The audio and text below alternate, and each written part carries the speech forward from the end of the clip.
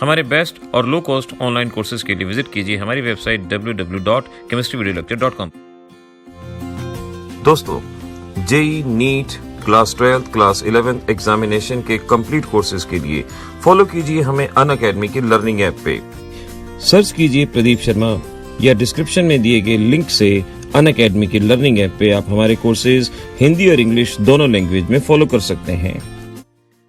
तो स्टूडेंट्स, अब बारी है आपके फिजिक्स के पेपर की। अब फिजिक्स खैर हमारा सब्जेक्ट तो नहीं है, हमारा सब्जेक्ट केमिस्ट्री है, लेकिन आप बच्चों के लिए हम कुछ बातें यहाँ पर फिजिक्स पेपर के बारे में जरूर बताएंगे। कुछ इंपॉर्टेंट टॉपिक के बारे में भी हम यहाँ पर बताने वाले हैं।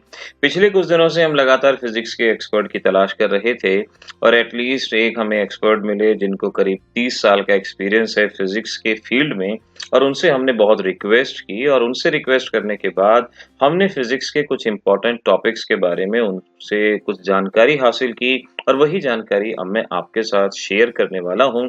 बहुत ध्यान से समझिए कि आपको किस तरह से कुछ इंपॉर्टेंट टॉपिक अपने एग्जाम के लिए कैसे तैयार करने हैं। बहुत मेहनत लगी है हमारी उनसे जानकारी हासिल करना, फिर उसको टाइप करना, फिर उसको इस तरह से रिकॉर्ड करने के लिए मैटर तैयार करना। मुझे पूरी उम्मीद है कि ये जानकारी आपके लिए बहुत ज्यादा मददगार साबित होगी।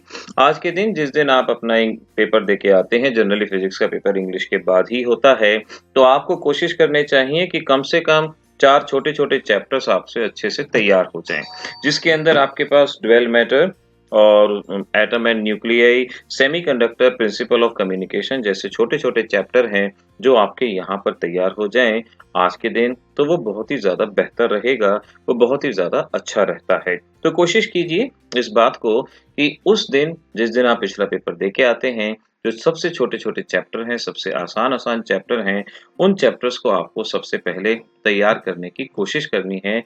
इतना समझ लीजिए। आइए अब हम बात करते हैं कुछ इंपॉर्टेंट टॉपिक्स की। जैसे आपका चैप्टर है ड्यूअल नेचर का। इस चैप्टर के अंदर से आपको किन-किन बातों पे ध्यान रखना है, क्या-क्या चीजें याद करनी है, सीखते जाइए। सबसे पहले हम यहाँ पर फोटो इलेक्ट्रिक इफेक्ट के बारे में बात कर रहे हैं। केमिस्ट्री में भी क्लास 11 के अंदर भी आपने पढ़ा है, तो कोई मुश्किल टॉपिक नहीं, हमारे लिए भी नोन है। यहाँ पर आपको effect of intensity, effect of potential, effect of frequency, इनके बारे में आपको बताना है। इंटेंसिटी का क्या इफेक्ट होगा, इसका ग्राफ है, उस ग्राफ को करना है। डेविसन एंड जर्मर एक्सपेरिमेंट के बारे में यहाँ जानना है। डी ब्रोगली वेवलेंथ के सभी रिलेशंस को जानना है। ये केमिस्ट्री में भी 11th में आपने पढ़े हैं। Lambda is equal to h by m v हम केमिस्ट्री में बताया करते थे, लेकिन आप इसको फिजिक्स के हिसाब से फोटो इलेक्ट्रिक इफेक्ट की आइंस्टीन इक्वेशन के बारे में जानना है। उसके बाद determine Planck's using cut off voltage वगैरह, इस तरह की चीजें आपने करनी है। What are use of photocell, ये सारी चीजें जानने की कोशिश करें। ये बहुत जरूरी है आपके लिए इन बातों को समझना। उसके बाद इलेक्ट्रोमैग्नेटिक वेव, ईएम वेव, जो आपका चैप्टर कहलाया जाता है। यहाँ पर show the average energy density of electrical field equal to the average energy density of magnetic field. इस तरह का क्वेश्चन फिजिक्स वाले ज्यादा इन टर्म्स को बेहतर वे में जानते होंगे। हमने पहले कहा है, हम एक बहुत एक्सपीरियंस इंसान की जो इंफॉर्मेशन है वो हम आपके पास कर रहे हैं। हर्ट्स एक्सपेरिमेंट के बारे में आप इम्पोर्टेंट क्वेश्चन, क्योंकि आप सभी कहीं ना कहीं किसी न किसी स्कूल में पढ़ते ही आए हैं और उसके बाद आपको अंदाजा ही है कि इसमें से क्या क्या इम्पोर्टेंट टॉपिक बनता है, उनको करेंगे। Use of electromagnetic radiation, radio wave, microwave, infrared radiation, ultraviolet, x ray, gamma ray, importance of ozone layer, ये तो खैर अगर हमें नहीं भी पता हो तो इतनी तो कॉमन नॉलेज हमें रहती ही है क्लास 12 तक कि हम इस बारे में जानते हैं। देखिए, एग्जाम के लिए कई बार क्या होता है कि एग्जाम की टेंशन, स्ट्रेस ऐसी होती है कि जब पेपर सामने आता है तो बिल्कुल हम सब कुछ भूल सा जाते हैं।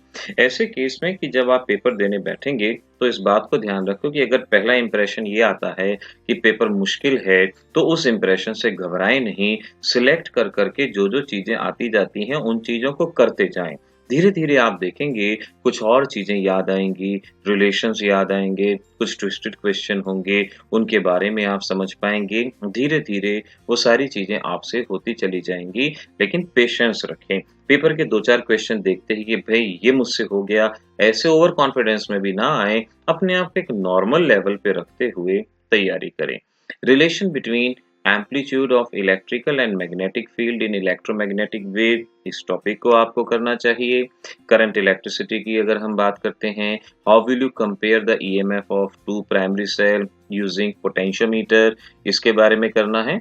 हम इन क्वेश्चन के पीडीएफ का लिंक भी आपको देंगे, ये हमारी वेबसाइट chemistryvideolecture.com पे भी ऑलरेडी दिया हुआ है। वहां पर हमने आने वाले नीट और जेई एग्जाम के क्रैश कोर्स के जो कि ऑनलाइन होगा उसके बारे में भी हमने पब्लिश कर दिया है। वहां पर ऑनलाइन कोर्स के टैब में जाके वहां पर इंफॉर्मेशन भी आपको इसके बारे में मिल जाएगी। ये भी काफ़ी बच्चों की डिमांड बहुत समय से थी, हमारी मेहनत तो ज़रूर लगेगी, लेकिन वहां पर हमने उसको अनाउंस किया है। आगे देखिए, how will you determine the electrical resistivity of a material of wire using metal bridge. देखिए, जहाँ तक हमें याद आते हैं ये शब्द फिजिक्स के, बिल्कुल हमने पढ़े हैं, बहुत बार पढ़े हैं, लेकिन डिटेल्ड इस वक्त फिजिक्स एक्सपर्ट ही अच्छे से बता सकते हैं। हम तो सिर्फ एक इंफॉर्मेशन ही यहाँ पर पास कर रहे हैं। Using Kirchhoff's rule obtain the condition of Wheatstone bridge, balance the state. तो करंट और इलेक्ट्रिसिटी के ये रहे important topic. Prove the relation density, और उसके बाद explain how does the electrical resistivity of a conductor, insulator, semiconductor very with the temperature. State and prove maximum power theorem, इसके बारे में जान लीजिए। फैराडेज लॉ इलेक्ट्रोलिसिस, ये तो आपने केमिस्ट्री में भी पढ़े हैं, हमने रिवीजन क्लासेस के अंदर भी करवा रखे हैं। वहां से आप इनके न्यूमेरिकल्स को फटाफट कैप्चर किया जा सकता है। तो देखें अगर हम, तो एटम और न्यूक्लियर वो भी हमारे केमिस्ट्री में काफ़ी था। जो हमने आपको अभी ड्यूअल नेचर के बारे में बताया वो भी था। फैराडे इलेक्ट्रिसिटी ये भी हमारे पास था। उसके बाद आपको रिलेशन करंट और ड्रिफ्ट वेलोसिटी के अंदर बताना है। अब देखिए, ये हम वही मटेरियल दे रहे हैं जो जिनको 30 साल का एक्सपीरियंस है उन्होंने लिख के दिया है। हो सकता है कुछ शब्दों को टाइप करने में थोड़ा बहुत रहा हो, बट इसका पीडीएफ का लिंक अभी हम आपको डिस्क्रिप्शन में भी प्रोवाइड कराएंगे। Describe the principle of potential meter and why does the potential meter prefer over voltmeter to measure EMF of the cell। इस तरह से बताना है कि क्या वो करंट बताता, डायरेक्शन बताता है, इलेक्ट्रिसिटी बताता है, क्या बताता है वो आपने बताना है। Current electricity, how does thermo EMF vary with the temperature, thermo EMF develop in bismuth antimony thermocouple. तो इस तरह के क्वेश्चन रहे। Write two application of thermo electricity. देखिए, जो भी चैप्टर पढ़ रहे हैं, पहले तो आप कोशिश ये कीजिए कि आप उस चैप्टर की थ्योरी को रिवाइज कर लीजिए। एक बार अगर वो थ्योरी आपको रिवाइज रहेगी, उसके बाद इन इम्पॉर्टेंट टॉपिक्स को देख लीजिए क्या ये आपको आते हैं या नहीं हैं। लेकिन पहले दिन आप बिल्कुल आसान टॉपिक लेंगे और अगले दिन से आपने ऐसा करना है कि जो पहले दिन में पढ़ा था वो अगले दिन भी आपको शाम होते होते रिवाइज जरूर करना है, क्योंकि समय कम है। रिवीजन को अगर समय नहीं मिला तो गड़बड़ होती है। फिजिक्स में पता नहीं, एक बात ये खास तौर पे कई बार देखी जाती है कि हम हमेशा से ये देखते हैं कि कईयों की कंप्लेंट होती है पेपर मुश्किल आया, ट्विस्टेड आया, एटसेट्रा, कई तरह के हमें ऐसी स्टेटमेंट सुनाई देती हैं, लेकिन फिर भी वहाँ पर मार्किंग काफ़ी कंफर्टेबल जोन में होती है। तो ज़्यादा एकदम से पैनिक होने की ज़रूरत नहीं है। अगर अपने सीनियर से पूछेंगे बहुतों से कि भाई अटैम्प्ट तो हमने इतने का किया था बट इतने मार्क्स आ गए, तो मार्किंग बड़ी कंफर्टेबल रहती है फिजिक्स के अंदर, क्योंकि बोर्ड भी जानता है कि टाइम गैप आपको कम मिला था, तो वो थोड़ी सी मार्किंग कंफर्टेबल जोन में ही रखते हैं। अगला क्वेश्चन देखिए, what is the role of manganese dioxide in a dry cell. ये ड्राई सेल वगैरह केमिस्ट्री में भी हैं आपके पास, तो वहां से भी इसको किया जा सकता है। Easier to start a car engine on a warm day etcetera. ये देखिए, manganese is use for making standard resistor, current electricity का ये हमारा क्वेश्चन रहा। उसके बाद what is the direction of thermo electric current in copper iron thermocouple, draw the variation of thermo electric power with the temperature. और इस तरह से आपको कलर कोड एटसेट्रा, इनके सीक्वेंस ऑफ कलर सीक्वेंस, हमें भी याद है जब हम 12th क्लास में थे तो बहुत जो आपके छोटे छोटे हुआ करते थे उसमें कलर को देख के पहचाना करते थे कि भाई क्या वैल्यू है क्या नहीं है। तो उसी तरह की कुछ चीज यहाँ पर बतानी है। देखिए, एग्जाम प्रेशर लेने के लिए नहीं होते, एग्ज़ाम परफ़ॉर्म करने के लिए होते हैं। पैनिक नहीं होना, सबसे बड़ी बात पैनिक नहीं होना। ये जस्ट एक पेपर है, आप अच्छा परफ़ॉर्म करेंगे तो मार्क्स अच्छे आएँगे। इतिहास गवाह है कि बहुत अच्छे मार्क्स वाले भी हमेशा टॉप पे नहीं रहे और जिनके थोड़े से कम रह गए, वो हमेशा बॉटम पे नहीं रहे, बाउंस बैक होता है, बस लोग आगे बढ़ते हैं।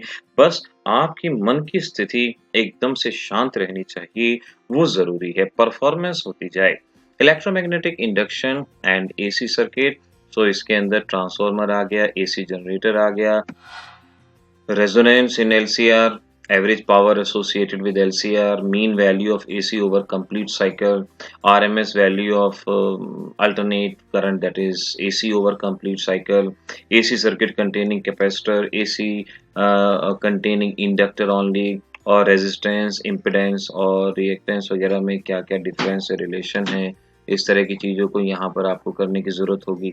इलेक्ट्रोमैग्नेटिक इंडक्शन में आगे आप देख सकते हैं कैलकुलेशन ऑफ सेल्फ इंडक्शन हो गया, energy stored in inductor, eddy current हो गया, induced EMF by changing the area of loop with respect to magnetic field, induced EMF by changing the relative orientation. तो काफ़ी सारे टॉपिक यहाँ पर बताए गए हैं उन्होंने हमें, लेकिन ये उन्होंने कहा है कि ये छोड़ने के टॉपिक नहीं हैं, हर हालत में इनके बारे में करने की ज़रूरत है ही, आपको बार-बार इनको करना चाहिए, ये आपके लिए बहुत ज़्यादा हेल्पफुल हैं।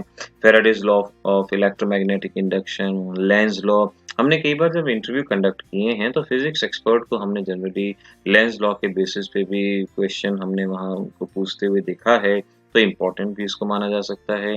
Variation of inductive reactant and frequency, और उसके बाद draw of variation of capacitive reactance और फ्रीक्वेंसी ऑफ एसी सोर्स, और उसके बाद variation of impedance of series of LCR, frequency of AC source, इस तरह से ये बताए गए हैं इलेक्ट्रोमैग्नेटिक इंडक्शन में। काफ़ी सारे इंपॉर्टेंट क्वेश्चन यहाँ इस टॉपिक के अंदर बताए गए हैं, जैसे ये 21st, a capacitor make an easy flow of AC but block DC why, direct question बताए गए हैं कि भाई ये क्वेश्चन है जो थोड़ा बहुत इधर-उधर घुमा फिरा के आपसे पूछ सकते हैं, लेकिन कम से कम ये इस वे में आपको याद करने हैं। What is the phase difference between applied voltage current in series LCR at resonance? What is the phase difference between potential difference across inductor capacitor in LCR? Or this is transformer cannot step up a DC voltage, why? बड़ा अच्छा equation है कि direct current को transformer बढ़ा नहीं सकता। AC को तो हमने बढ़ाते हुए देखा है, बट फिजिक्स में कहा गया नहीं बढ़ा सकता, वाई? आप बताइए, ढूंढिए इसका जवाब क्या हो सकता है। A choke is preferred over registered in AC, why? अब ये भी एक अच्छा सा क्वेश्चन है, हमें भी कुछ बहुत सारी इंफॉर्मेशन यहाँ जानने को मिल रही है। अच्छा देखिए, मैग्नेटिक इफेक्ट कई बच्चों का बड़ा फेवरेट चैप्टर रहता है ये। Moving coil galvanometer, cyclotron, particle accelerator है साइक्लोट्रॉन, एक बड़ी इंपॉर्टेंट चीज इसको साइंस के फील्ड में माना जाता है। बायोट-सेवर्ट्स लॉ के ऊपर आपको ये बताना है किस तरह से लूप और कॉइल के बेसिस पे क्वेश्चन आते हैं। उसके बाद बायो-सेवर्ट्स लॉ के ऊपर ही मैग्नेटिक फील्ड और infinitely long current carrying wire के बेसिस पे using Ampere circular law find the magnetic field due to current carrying solenoid, इसके बेसिस पे आपसे क्वेश्चन पूछा गया है। ऐसे ही अगर आप मैग्नेटिक इफेक्ट के और क्वेश्चन देखें, torque on A current loop, इसके बारे में, डायमैग्नेटिक, पैरामैग्नेटिक, ये तो हम केमिस्ट्री में ही पढ़ाते हैं, ये तो हमारे लिए भी नोन टर्म होगी। A charge particle is projected at right angle to the direction of uniform magnetic field, prove that it undergoes a circular path, find the expression for its radius, time period, kinetic energy। काफी सारी चीजें पूछी गई हैं, but important माना गया है। ये सारी बातें इसी बात को जानते हुए कि जो बच्चे एक हायर एंड पे मार्क्स लेने की कोशिश कर रहे हैं, वो किस तरह से उन सभी इम्पोर्टेंट टॉपिक्स को अच्छे से पढ़ पाएं। Atom as magnetic dipole, magnetic revolving electron, potential energy of a magnet, यहाँ पर इसके बारे में क्वेश्चन पूछा गया। ये भी एक बड़ा चैप्टर है, काफ़ी क्वेश्चन है। आपके पास क्यूरीज लॉ ऑफ मैग्नेटिज्म आ गया। Electron can not be accelerated by cyclotron, what is the nature of magnetic field used in moving coil, galvanometer. तो इस तरह से काफ़ी सारी चीज़ें हैं। देखो, कई बार क्या होता है कि हम बहुत सारी चीज़ें देखते हैं, परेशान होते हैं, घबराते हैं। घबराने की वहाँ ज़रूरत इतनी नहीं है, तैयार करने की है। जितना मैक्सिमम आपसे तैयार हो जाए, लेकिन ये मानते हुए कि कम से कम 2 बार मुझे सिलेबस को रिवाइज़ करना है।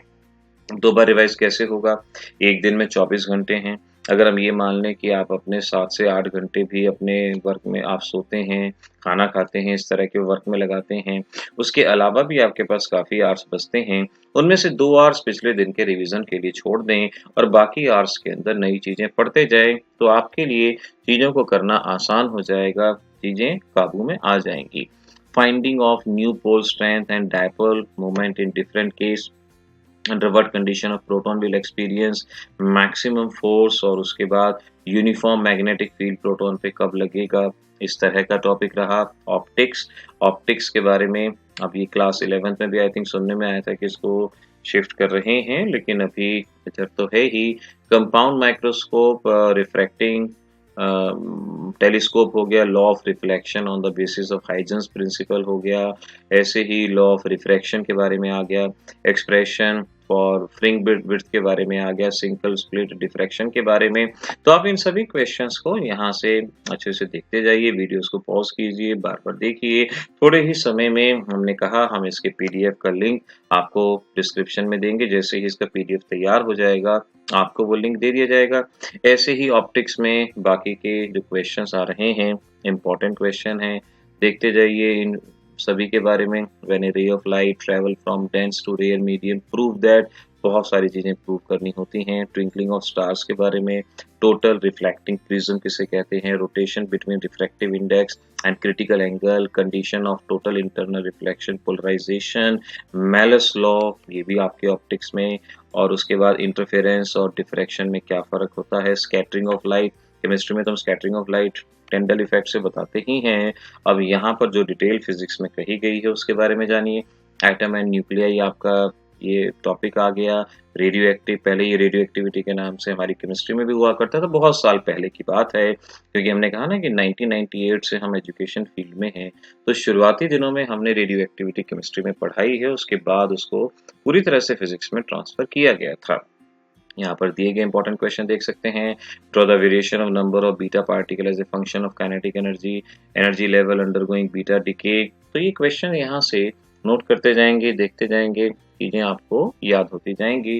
How does the neutron to proton ratio n/p, ये रेडियो एक्टिविटी का कारण बताने के लिए काफी इंपॉर्टेंट हुआ करता था, हमें याद है अभी तक।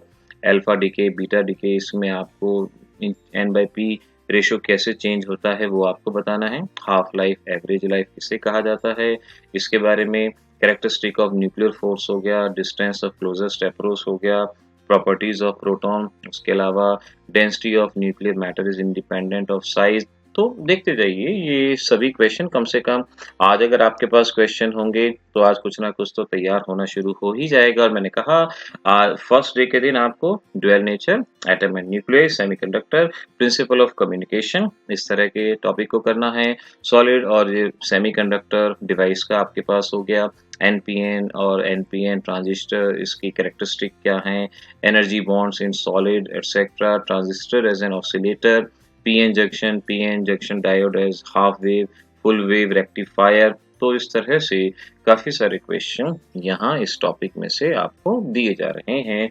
इन क्वेश्चंस का स्क्रीनशॉट लेके अपनी तैयारी शुरू कर दो, अच्छे से तैयारी शुरू कर दो।